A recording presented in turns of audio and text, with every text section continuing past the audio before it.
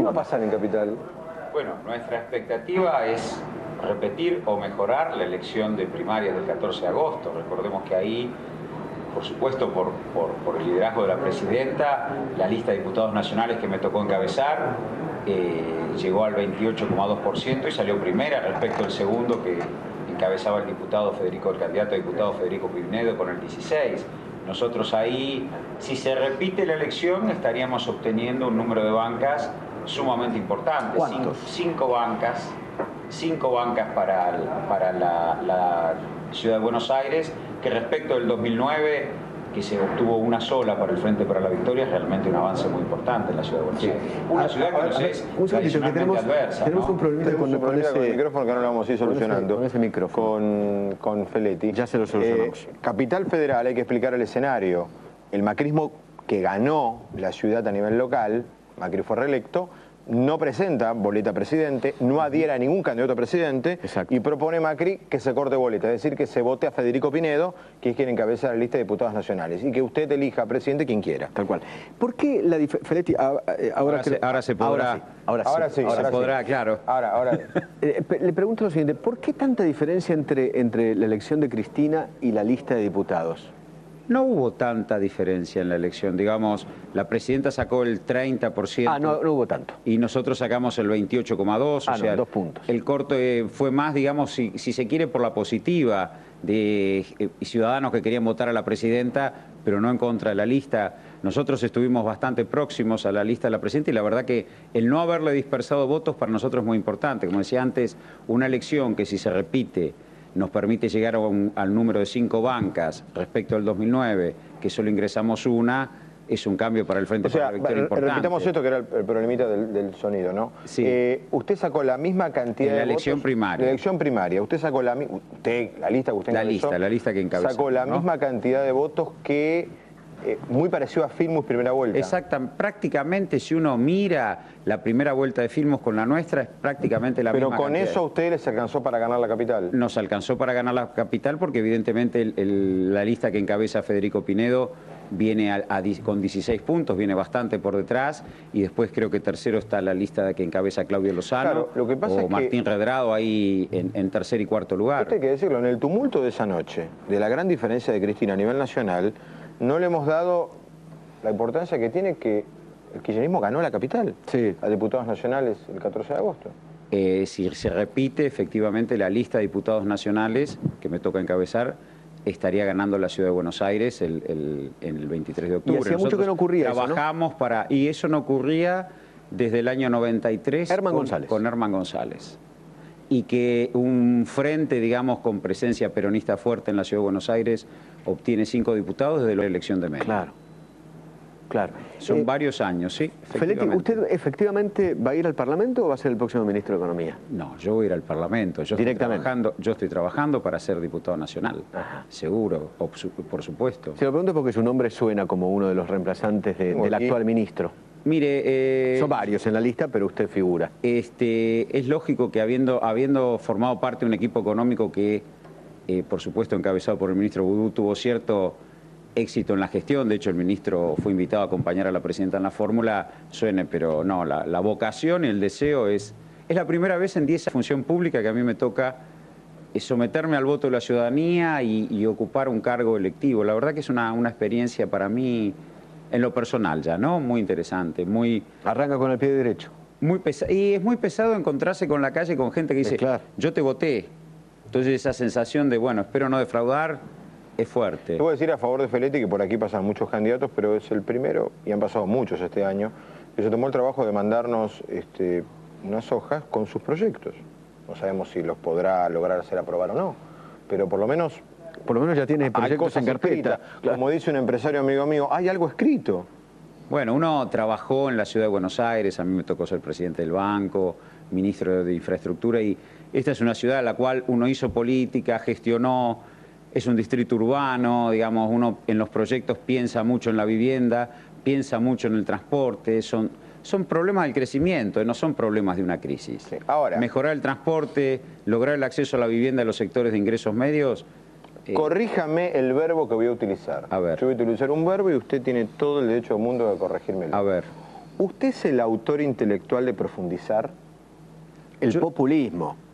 Una cosa es profundizar. De profundizar. Y otra cosa es profundizar el populismo. ¿Usted es el autor intelectual de la utilización del verbo profundizar? No, yo no soy el autor intelectual de ninguna corriente de pensamiento. En tal caso, habrán sido otros teóricos. No, de profundizar, la palabra profundizar creo que lo utilizaba mucho Néstor Kirchner. Esa fue una reflexión teórica de pensamiento que se aisló una frase y se colocó, bueno... Y asustó. Es lo que ocurre. ¿Cómo era la frase y cómo era el contexto? Cuéntenos. Nosotros en ese momento uno estaba reflexionando sobre las nuevas etapas, sobre un ciclo largo de gobierno, todo parece indicar, y por supuesto los votos hacia Feynman, el presidente se elige el 23 de octubre, pero todo parece indicar efectivamente que la presidenta va a ser reelecta, se completaría un ciclo de 3 mandatos, en cuyo caso ha sido un gobierno que permanentemente avanzó en consagrar derechos. Casi todos los gobiernos, en un momento determinado de un ciclo largo y frente a cambios del escenario internacional, bueno, tuvieron distintos rumbos. Todos tuvieron bonanzas y desaciertos en ese momento.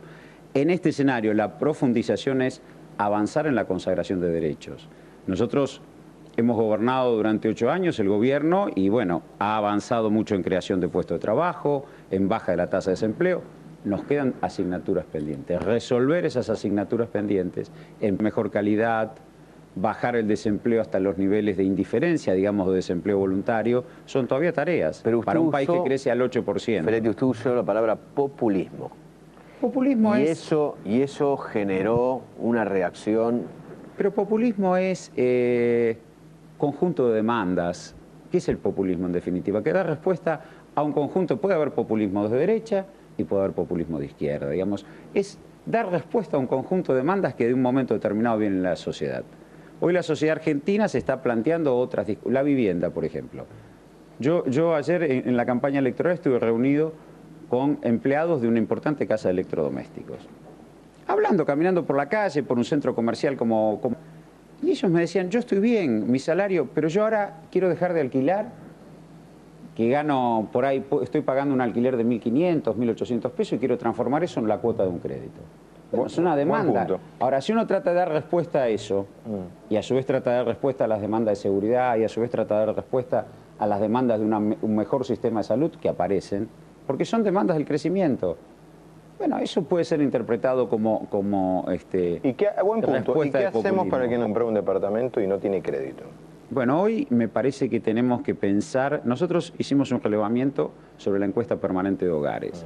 Ahí identificamos que hay 1 millón de hogares, que no tienen vivienda, pero que estarían en condiciones, por su nivel de ingresos, porque la encuesta permanente de hogares mide los ingresos que entran en un hogar, de afrontar una cuota de 1.500 o hasta de 2.000 pesos. 2.000 pesos son 560.000 hogares. Sobre eso creo que nosotros tenemos que pensar en un crédito de largo plazo, 25 o 30 años, tenemos que pensar financiar el 100% de la propiedad. Si pensáramos en una cuota de 1.500 pesos, alguien podría acceder a un crédito de $60.000, por ejemplo. Si pensáramos en 2.000 pesos, alguien podría acceder a un crédito de $80.000 a 25 años de plazo, a una tasa del 9%. Eso usted lo dice con la experiencia de haber estado en el Banco Ciudad. Y haber estado, sí, y vicepresidente del Banco Nación, y haber visto... Bien, o sea, usted estuvo en 2 bancos públicos. Sí. ¿Y eso hay ahora? Eso en algunos bancos públicos hay, no tienen la capacidad, digamos, lo que más le cuesta a la gente es que no le financian el 100%, tiene que tener un ahorro del 20 o 15%, y me parece que hoy estamos en... Los privados ayudados por el Estado... Tendría que ser una combinación de recursos fiscales con recursos financieros. Hoy hay capacidad de préstamo en los bancos, públicos y privados, ese sería el mercado, digamos, y el Estado tendría que pensar cómo crea una tasa que por lo menos durante los primeros 5 años, que después puede ir ajustando por nómina salarial, como le aumenta el salario, pero los primeros 5 años que fuera fija. Ahí tendríamos que tener un fondo con recursos fiscales. Una combinación de los ahorros y del flujo de fondos que tienen los bancos con recursos fiscales. Eso es una cosa posible. Ferretti, usted acaba de hablar de hay un estado de bienestar en la gente, ¿no? Usted dice que lo palpa en la calle, etcétera, etcétera. Yo tengo la sensación... Susana, déjame terminar la pregunta. Sí. Susana, Mirta y Violcati dicen que la gente votó con el bolsillo porque podía comprar el televisor en cuotas, etcétera, etcétera, que no votó con el corazón. ¿Cómo le cae ese tipo de frases? Bueno, a mí yo no voy a hablar sobre otra. A mí me cae mal, porque realmente yo ayer pude hablar con la gente y pude ver una gama de vocación de discutir, de interpretar, de conversar sobre lo que está viviendo la Argentina de un modo que va mucho más allá de si yo me compro un televisor en cuotas. La gente reflexionaba sobre el horizonte, sobre esto que hablamos de la vivienda, había demandas de seguridad en muchos lados, pero no demandas de seguridad que estaban víctimas, sino que les gustaba volver a caminar por la calle como cuando éramos chicos. Digo, me parece que la gente está pensando una Argentina distinta. O sea, no vota con el bolsillo, según usted. No, yo creo que habrá alguno que sí, pero digo, yo lo que veo es que a este gobierno uno puede hacerlo por la convicción, puede hacerlo efectivamente porque ha recibido bienestar y puede hacerlo por el horizonte, digamos. Este es un gobierno que crea certezas hacia el futuro. Eso es importante para la gente. Vamos a desdogmatizar. ¿Y qué tendría de malo que se vote con el bolsillo?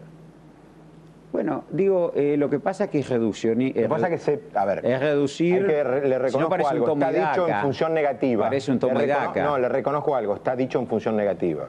No está de malo que la gente vote por el bienestar que vive. No está de malo que alguien que, yo decía, la gente joven, que uno mide las encuestas, el mayor nivel de apoyo lo tenemos en la gente joven.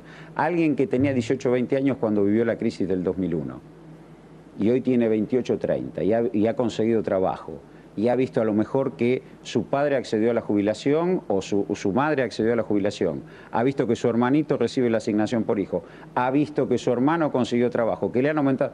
Bueno, ¿con qué va a votar? ¿Con el bolsillo?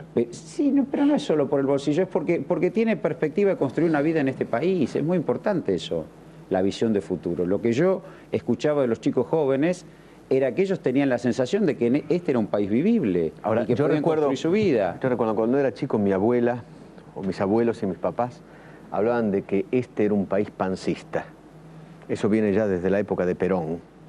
Y en el gobierno de Menem se hablaba del voto cuota, el voto licuadora, ¿te acuerdas? Ahora es el voto bolsillo. Pero me parece que no, me parece que volvemos a un escenario. El gobierno de los 90 tuvo un momento en el cual, con un shock de modernización de la mano del mercado, produjo un impacto sobre la sociedad. Ahora, hacia el 95 era evidente que por el nivel de endeudamiento, los desequilibrios que había, el grado de atraso del tipo de cambio, eso no era sostenible. Ahora, bueno, se resolvió políticamente de ese modo y terminó estallando en el 2001. Esto no es posible, no es repetible. Es decir, es reducirlo porque me parece que... a ver, la gente sí. Yo digo, los movimientos, los movimientos de la gente, del pueblo. En el Bicentenario, en el 2010, cuando fue el festejo del Bicentenario, hubo ríos de tinta que se decía que la gente lo iba a ignorar y apareció masa en las calles. En un hecho doloroso como fue la muerte de Néstor Kirchner, aparecieron miles de personas a rendirle homenaje. El 14 de agosto casi nadie pronosticaba un triunfo categórico en esa elección primaria, que por supuesto esperamos y hay que recorrer el 23 de octubre. Me parece que la gente avanza muchas veces más de las lecturas y de esas concepciones. Dos preguntas rápidas. No sé si una está vinculada a la otra, dependerá de su respuesta. Uno, ¿estamos blindados frente a la crisis internacional? Dos, ¿el dólar? Dos preguntas rápidas Dos preguntas de respuesta contestación compleja. De respuesta larguísima. Respecto de la volatilidad financiera estamos blindados. A ver, respecto a lo que puede ser conflictos de volatilidad de mercados, corridas, etcétera, etcétera, el bajo nivel de endeudamiento de la Argentina es una economía desapalancada, con buen nivel de reservas, con superávit externo, hace imposible que haya un embate especulativo. Aún con la caída de la soja. Hoy los titulares de los diarios atención, luces amarillas, la soja se cae. Mire, nosotros teníamos superávit externo con la soja en $300, hoy está en 420. Me parece que no hay que exagerar. Desde el punto de vista de lo que es comercial, porque Argentina es una economía abierta, es una economía que exporta $80.000 millones al mundo, bueno, estamos trabajando, como estamos trabajando con Flarsil, por eso reunimos a todos los ministros de Economía de Sudamérica a discutir el bloque regional. Bueno, frente a una recesión del comercio global, hay que preservar el bloque regional, la inserción regional de Argentina. Son dos puntos. Crisis financiera es imposible.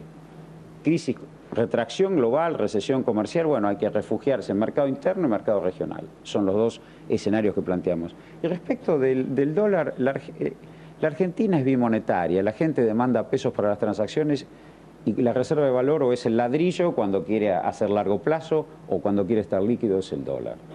Nosotros confiamos que hacia marzo, despejadas las incógnitas, este wait and see de que sean algunos refugiados en el dólar, lo vuelvan al circuito. ¿Y la salida de económico. capitales? Como es eso La que huida. estamos diciendo. No es huida, es ¿No? ahorran, sacan del circuito económico. Y si no tendríamos corrida y no hay. ¿Pero lo mandan afuera o está acá? Y eso no lo sabemos, algunos lo mandarán a una caja de seguridad, otros al colchón, otros a Uruguay, otro. Pero eso, como pasó en el 2009, cuando el país vuelve a crecer y hay calma, vuelve al circuito económico. Ok. Gracias, Te Fede. vamos a invitar No, después gracias. del 23 para hablar con un poco más de tranquilidad, sin la cuestión electoral de economía, ¿no? Que no tiene la sensación que es como lo que viene. Pero bueno, Feletti, gracias. Con todo gusto. Gracias, ¿eh? Gracias a ustedes. La pausa. Hacemos pausa.